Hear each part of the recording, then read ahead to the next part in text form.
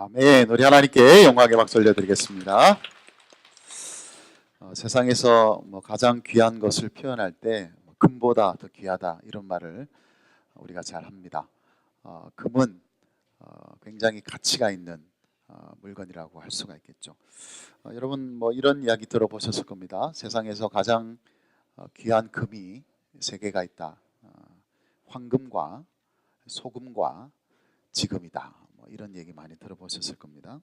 어떤 남자가 이 말에 감동을 받아가지고 아내에게 이렇게 문자를 보냈습니다. 여보, 이 세상에는 세 가지의 귀중한 금이 있대. 황금, 소금, 지금 이렇게 해서 문자를 딱 보냈습니다. 문자를 보내고 나니까 아내에게서 곧 답장이 왔습니다. 근데 아내가 이렇게 답장을 보냈습니다. 여보, 그보다 더 귀한 금이 세 가지가 있어요. 현금, 입금, 지금. 이렇게 문자를 보냈다. 그래서 이 남자가 기가 죽어가지고 아내에게 문자를 보냈습니다. 조금, 입금, 지금. 5천 원을 딱 보내고는 이렇게 문자를 보냈답니다. 여러분, 지금이라는 것, 황금보다 더 귀한 것이 지금이다라는 의미를 우리가 잘 압니다. 현재가 굉장히 중요합니다.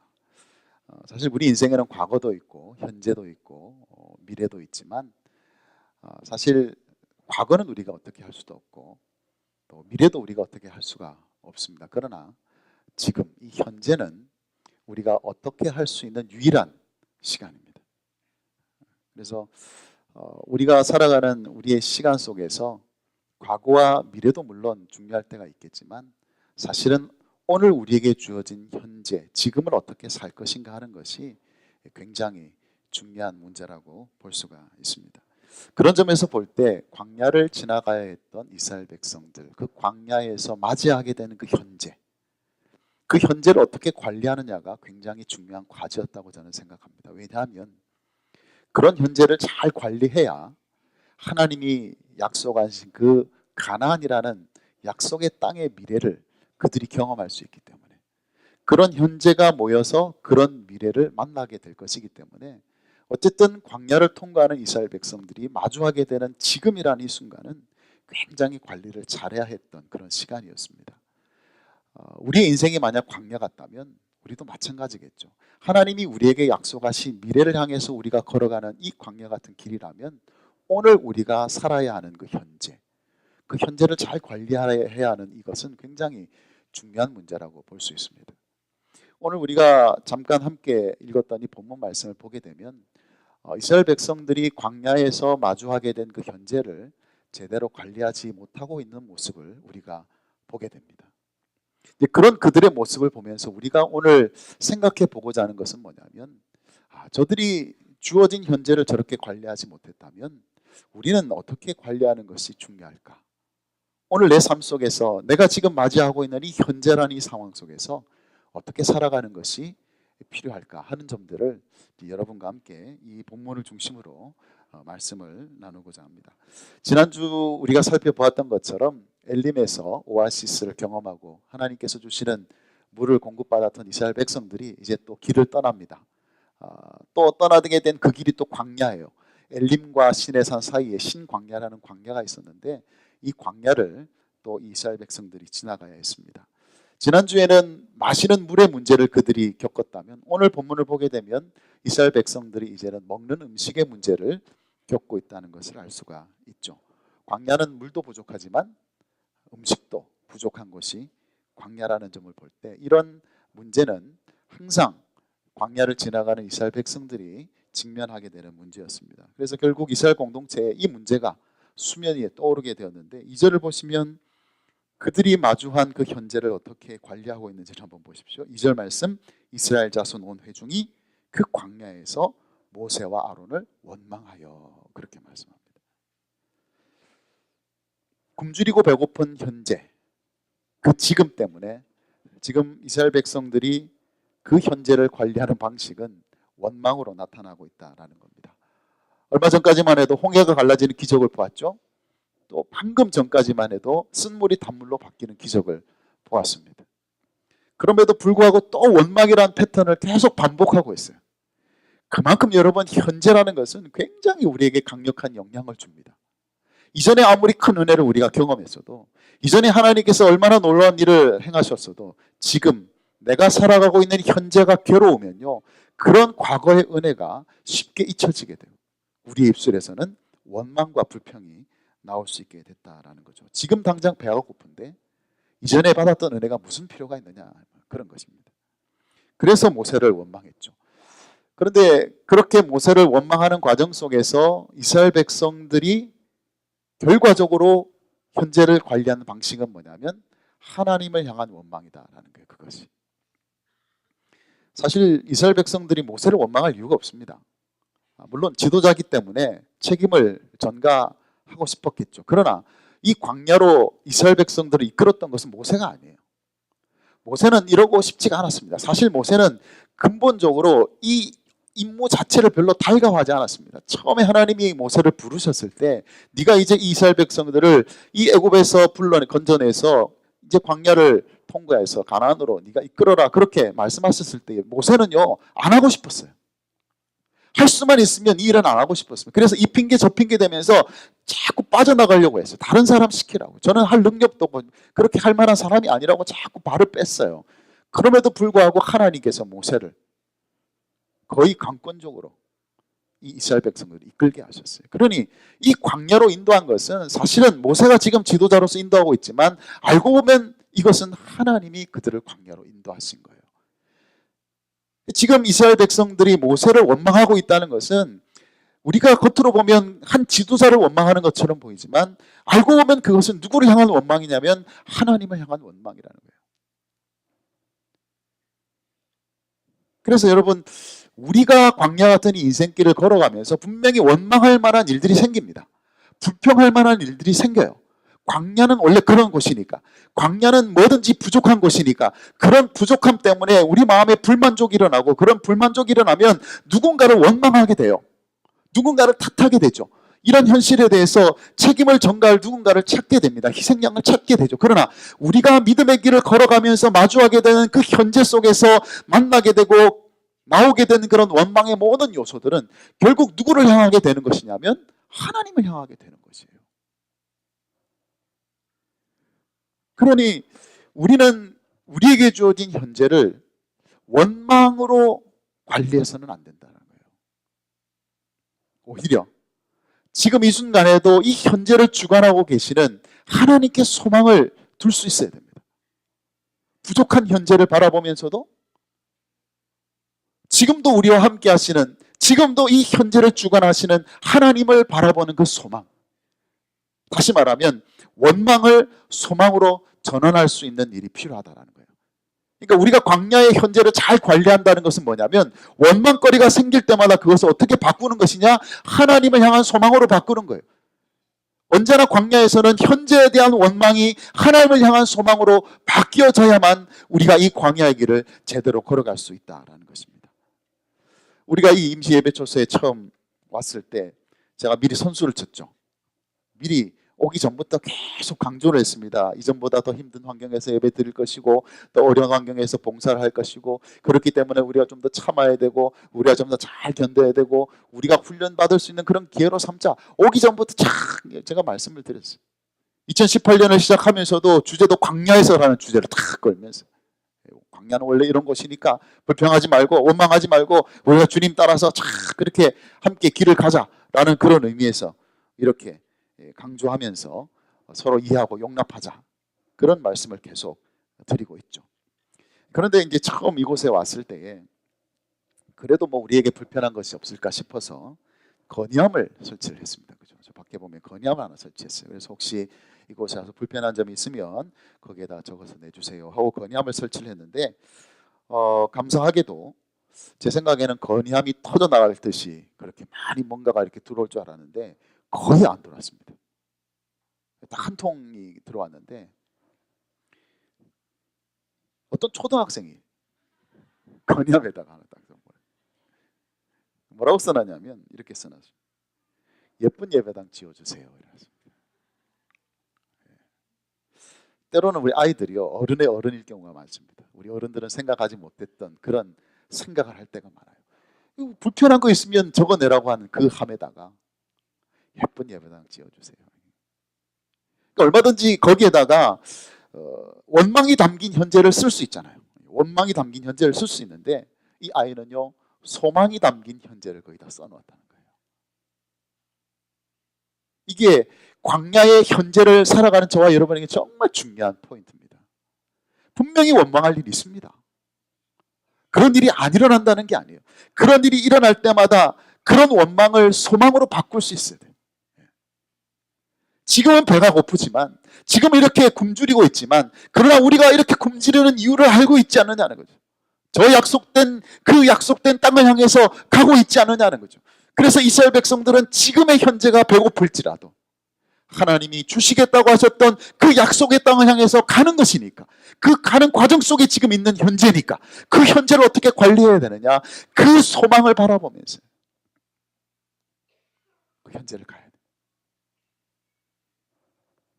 그래서 지금도 뭐 이곳에서 생활해 보시니까 여전히 불편한 거 많으시죠. 원망할 것도 많고 불평도 많이 나올 만한 그런 삶을 살지만, 그러나 그럼에도 불구하고 그런 원망의 요소들이 소망의 이유로 바뀔 수 있도록 이번 한 해가 그렇게 광야의 현재를 소망 가운데 걸어갈 수 있는 그런 한 해가 되시기를 주님의 이름으로 축복합니다. 그러면 이제 이 이스라엘 백성들의 원망의 내용을 구체적으로 이제 한번 생각을 해봐야 되는데, 3절에 보면 그들이 원망하고 있는 내용을 우리가 좀 자세히 알 수가 있습니다. 3절 말씀 한번 같이 읽겠습니다. 이스라엘 자손이 그들에게 이르되 우리가 애굽 땅에서 고기 가마 곁에 앉아 있던 때와 떡을 배불리 먹던 때에 여호와의 손에 죽었더라면 좋았을 것을 너희가 이 광야로 우리를 인도하여 내어 이 온 회중이 줄여 죽게 하는도다. 이게 바로 이제 이스라엘 백성들이 원망하고 있는 내용입니다. 가만히 들여다보면 이스라엘 백성들이 과거를 회상하고 있죠. 애굽에 있었을 때의 모습과 지금 광야에 있는 현재 자신들의 모습을 지금 비교하고 있습니다. 우리가 과거에 애굽에서 살 때는 이랬는데 지금 현재 광야에서는 이렇게 산다. 이런 문장의 구조를 가지고 있죠. 애굽에 있을 때는 우리가 고기가 막 곁에 앉아서 고기도 실컷 먹고 떡도 배부르게 먹었다는 것입니다. 그런데 왜 이 광야로 인도해서 우리를 이렇게 줄여 죽게 만드느냐? 이 원망의 내용입니다. 그런데 이 원망의 내용을 잘 살펴보면 여기에는 아주 중요한 문제가 하나가 있습니다. 뭐냐면 지금 이스라엘 백성들은 애굽에서 보냈던 과거를 과장하고 있다는 거예요. 잘못된 과장법을 사용하고 있다는 것이죠. 여러분, 이스라엘 백성들은 애굽에서 그렇게 먹어본 적이 없습니다. 여러분, 이스라엘 백성들이 애굽에 있을 때 어떤 신분으로 살았습니까? 노예로 살았어요. 여러분, 노예로 산 사람들이 무슨 고기 가마 곁에서 고기를 실컷 먹고 무슨 떡을 배불리 먹을 수 있었겠습니까? 애굽 사람조차도 이렇게 먹지 못했어요. 애굽의 특권층만 그렇게 먹을 수 있었던 그게 진짜 현실이었어요. 그런데 지금 뭐라고 얘기합니까? 우리가 애굽에 있을 때 고기 가마 곁에서 고기를 실컷 먹고 떡을 배불리 먹고, 이 엄청난 과장입니다. 제가 볼 때는 지금 그들이 애굽에서 먹었던 음식은 지금 그들이 광야에서 먹은 음식보다 조금 더 나은 수준이에요. 조금 더 나은 수준이에요. 제가 만약 과장법을 쓴다면 그런 겁니다. 지금 광야에서 먹는 음식보다 요만큼 더 나은 정도로 먹었을 뿐입니다. 그런데 마치 이스라엘 백성들은 그 애굽에 있을 때에 맨날 잔치했던 것처럼, 맨날 맛있는 음식을 배불리 먹고 있었던 것처럼 지금 과장하고 있습니다. 왜 그들이 애굽에서 먹었던 음식이 크게 보였을까? 왜 애굽에서 먹었던 것들을 그들은 과장할까? 그것은 바로 자신들과 함께 하시는 그 하나님께서 이 배고픔의 상황 속에서 그들에게 먹이실 것이라는 것을 그들이 기대하지 않고 있기 때문에, 너무 배가 고프니까 그 배고픈 현재가 지금 현재에도 그들을 먹이실 하나님이라는 그 엄연한 현실을 보지 못하고 있다는 거예요. 그래서 현재 배고픔이 더 크게 보이면서 과거의 배부름이 더 크게 보이게 되는 겁니다. 여러분, 뭐 배고프면 눈에 안 보이시는 분, 뭐 안 보이시는 분도 계시죠? 배가 고프면 막 정신이 하나도 없으신 분 아마 계실 텐데, 저도 뭐 그런 사람 중에 한 사람이었습니다. 제가 어릴 때 교회에서 이제 금식을 좀 자주 했습니다. 요즘에는 우리 교회에서 금식을 잘 안 합니다만은 제가 어릴 때만 하더라도 뭐 고난 주간이라든지 특별한 뭐 시기가 되면 전 교인이 금식을 했어요. 한 번은 이제 전 교회적으로 3일 동안 금식을 하게 됐는데, 그때 제가 중학생 때였는가 아주 어릴 때였는데 아주 기특하게도 저도 이제 금식에 참여를 했습니다. 3일 동안 금식을 하는데 딱 이틀이 되니까요, 눈에 보이는 게 없더라고요. 원래 금식은 뭐 때문에 하는 겁니까? 하나님 잘 보라고, 하나님 집중하라고 금식하는데요, 오히려 하나님이 더 잘 안 보여요. 그냥 먹는 것만 자꾸 생각이 나고, 그러면서 어떤 생각까지 나냐면, 예전에 엄마 따라가서 시장에 따라가가지고 떡볶이와 오뎅 까마귀에서 실컷 배불리 오뎅을 먹던 생각이 나요. 오징어 튀김을 배불리 먹던 그때가 생각이 나요. 심지어 그렇게 별로 좋아하지도 않던 그 미역국 생각하면서, 그 미역국 얼마나 맛있을까. 평소 때는 미역국 가져다 입 툭 튀어나오고 이게 뭐냐고 그렇게 반찬 투정했는데, 그때는 모든 게 다 과장이 돼요. 그게 더 좋아 보이고, 그때는 정말 배불리 먹었던 것처럼 보이고, 그때는 정말 맛있었던 것처럼 보입니다. 왜요? 지금 배가 고프니까. 지금 배가 고프니까. 이전의 배부름이요, 더 크게 보이는 거예요. 이스라엘 백성들도 마찬가지예요. 지금 당장 배가 고프니까 애굽에서 먹었던 그것들이 더 크게 보이는 거예요. 그런데 여러분, 광야는 어차피 그런 부족한 현재를 만날 수 있는 곳이 광야입니다. 모든 게 부족한 곳이에요. 그러나 그런 부족한 현실을 만났을 때 정확한 현실을 봐야 되는데 자꾸 과거를 부풀린단 말이죠. 이전에는 더 좋았는데, 이전에는 더 나았는데, 자꾸 과거가 더 크게 보이는 거예요. 그러나 우리가 그런 순간에 그런 현재를 잘 관리하려면 그런 현재 가운데서도 우리와 함께 하시는 그 하나님이 더 크게 보여야 된다는 거예요. 크게 볼 필요도 없습니다. 있는 그대로를 여러분이 보실 수만 있다면, 지금 내가 배고픈 이 현실 가운데서도 이 배고픔을 채워주실 하나님이 우리와 함께하고 계시다는 그 있는 그대로의 하나님만 볼 수 있다면, 그게 바로 현재를 잘 관리하는 것입니다. 자꾸를 과거를 들여다보지 마세요. 지금 좀 부족하게 산다고 옛날에 좀 넉넉하게 살았던 것을 과장하지 마십시오. 지금 여러분이 좀 몸이 연약한 상태로 좀 여기저기 아픈 곳이 많다고 해서 이전에 여러분이 건강했던 때를 과장하지 마세요. 지금 좀 남이 알아주지 않는다고 옛날에 여러분을 인정해주고 여러분을 알아주었던 그때를 과장하지 마세요. 과거를 과장하면 현재가 점점 더 힘들어지게 돼 있어요. 대신 현재에 보아야 될 것을 보아야 되는데, 있는 그대로를 봐야 되는데, 그게 무엇이냐? 바로 살아계신 하나님이 지금도 우리와 함께 계셔서 우리가 부족할 때마다, 우리가 무엇인가 필요할 때마다 그 필요를 채워주시는 하나님을 있는 그대로 볼 수 있어야 됩니다. 여러분, 이 사건 뒤에 무슨 일이 일어납니까? 하나님이 진짜로 만나와 메추라기를 통해서 그들을 먹이시잖아요. 그들이 상상할 수 없었던 방법으로, 그들이 생각조차 할 수 없었던 방법으로 만나를 먹여주시고 그들에게 메추라기라는 고기를 먹여주시는 일을 누가 하셨습니까? 하나님이 하셨어요. 왜? 하나님이 그들과 함께 하셨으니까. 그들이 바로 이스라엘의 현재 속에 계셨던 하나님이니까. 오늘 우리의 현재 속에 계신 하나님도 바로 그런 하나님이시라는 것을 여러분이 기억한다면, 여러분의 현재를 어떻게 관리하시겠습니까? 과거를 회상하시면서, 과거를 계속 과장하시면서 이전이 더 좋았다고 그렇게 말하면서 더욱더 현재를 초라하게 만드실 것입니까? 아니면 오늘 이 순간에도 우리와 함께 하시는 그분을 바라보시면서 우리에게 이 부족해 보이는 현실을 주님이 주시는 은혜를 통해서 여러분이 거뜬히 이겨나가시겠습니까? 이번 한 해 광야 같은 인생을 사시겠지만 우리와 여전히 함께 하시는, 우리의 필요를 여전히 채워주시는 그 하나님을 있는 그대로 바라보고 따라가시는 여러분 되시기를 주님의 이름으로 축복합니다. 그런데 이제 이스라엘 백성들의 원망에 아주 치명적인 부분이 한 군데가 남아 있습니다. 뭐 과거를 과장하고 또 그런 문제도 물론 있겠지만, 그들의 원망 가운데 굉장히 치명적인 부분이 뭐냐면, 이스라엘 백성들이 하나님의 구원의 역사마저도 부정하려고 하고 있다는 사실. 굉장히 중요한 이야기입니다. 3절에 있는 내용을 다시 한번 보시면, 이스라엘 자손이 그들에게 이르되 우리가 애굽 땅에서 고기가마 곁에 앉아 있던 때와 떡을 배불리 먹던 때에, 이 부분이 중요합니다.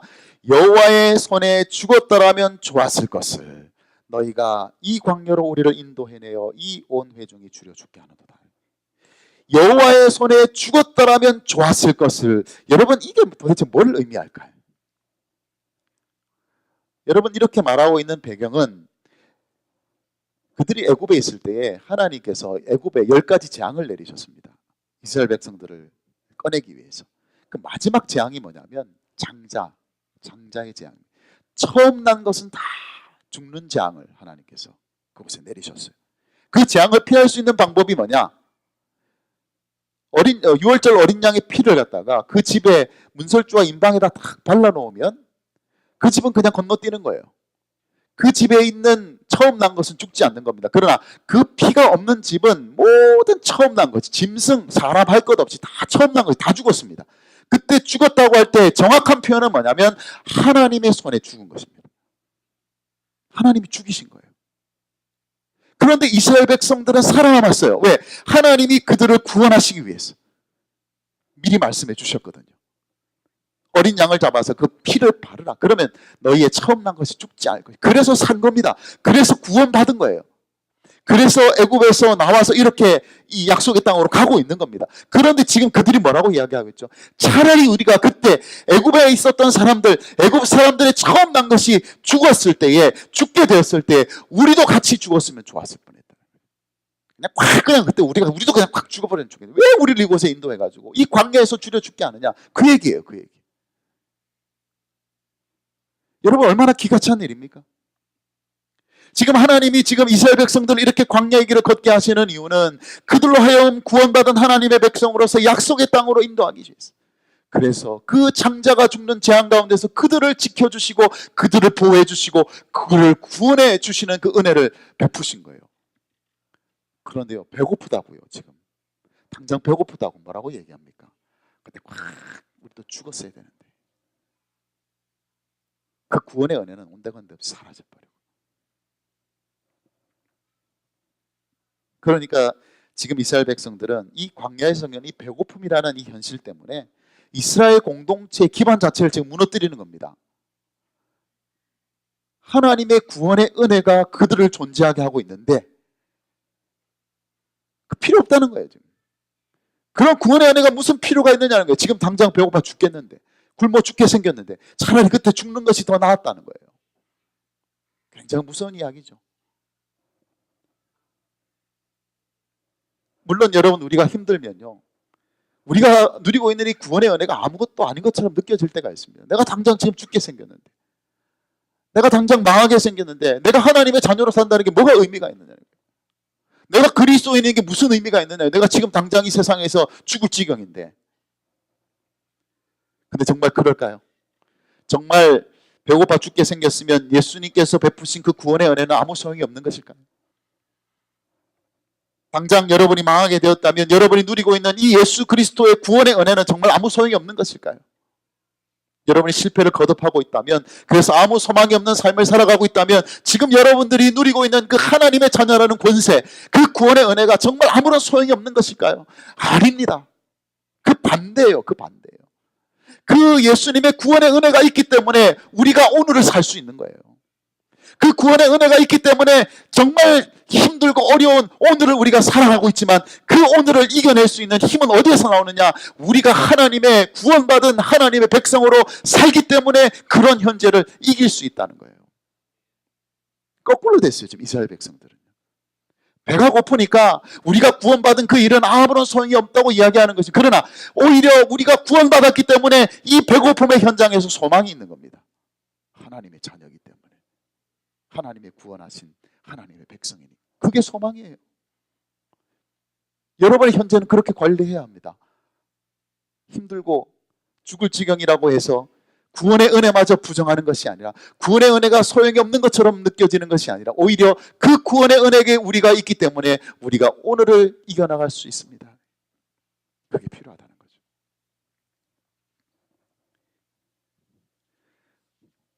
화상을 당한 청년들의 모임이 있다고 합니다. 위드 어스라는 모임인데, 화상을 입고 이 고통스러운 그런 삶을 살아가는 이 청년들이 함께 모여 있는 그런 단체인데, 이 모임에 전신 95%의 화상을 입은 최려나 자매라는 자매가 있습니다. 중국인인데 한국 사람보다 한국말 더 잘한다 그래요. 중국에 있을 때 초등학교 4학년 때 집에 가스 폭발 사고가 났습니다.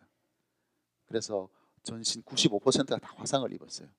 엄마는 이 딸을 구한다고 이렇게 구하다가 3일 만에 돌아가셨고, 남은 5%, 온전한 5%의 그 피부를 갖다가 95% 계속 이식하는 작업을 평생 해야 되는 거죠. 그러는 가운데 중국의 사업차 가셨던 우리 어떤 장로님을 만나게 되고 거기서 복음을 듣게 됩니다.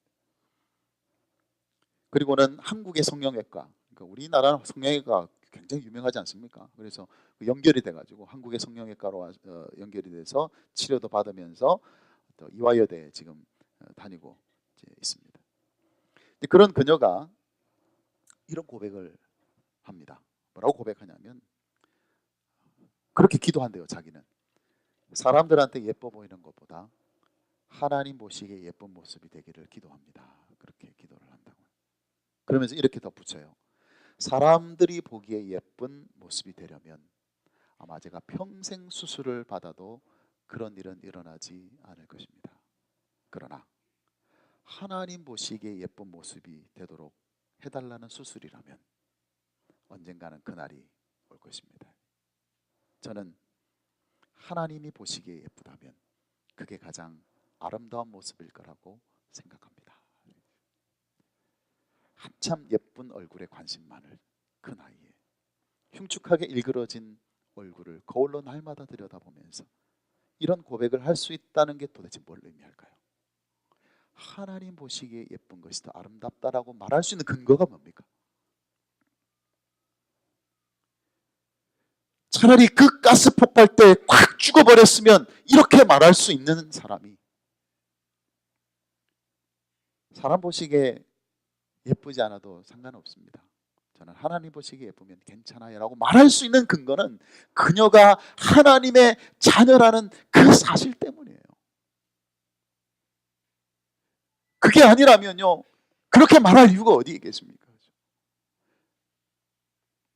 하나님의 자녀로 구원받은 그런 삶을 살아가고 있기 때문에 비록 내가 사람들에게는 흉측한 모습으로 비춰질지라도 나를 자녀 삼으신 하나님의 눈에 예쁠 수만 있다면 그거야말로 인생 가운데 가장 아름다운 모습이 아니겠느냐라고 고백하는 그녀의 고백은 그녀가 하나님의 자녀라는 분명한 자기 인식에서 온 것이라는 사실이에요. 그러니 우리가 아무리 죽게 생겼어도 내가 구원받은 것이 무슨 소용이 있느냐? 천만의 말씀이에요. 그게 우리가 오늘을 이겨나갈 수 있는 힘입니다. 여러분이 힘겨운 오늘을 이겨나갈 수 있는 힘은요 주님께서 우리를 구원하셨다는 그 놀라운 은혜 때문에 우리가 이겨나갈 수 있는 거예요. 그 기반이 무너지면요 다 잃어버리는 겁니다. 그래서 여러분 인생이 배고프다고 광야가 때로는 고달프다고 내가 예수 믿고 사는 게 무슨 의미가 있느냐 그렇게 말하신다면 현재를 제대로 관리 못하는 겁니다. 현재를 잘 관리하시려면 힘들면 힘들수록 현재가 괴로우면 괴로울수록 그래 나는 하나님이 나를 구원하신 하나님의 자녀지.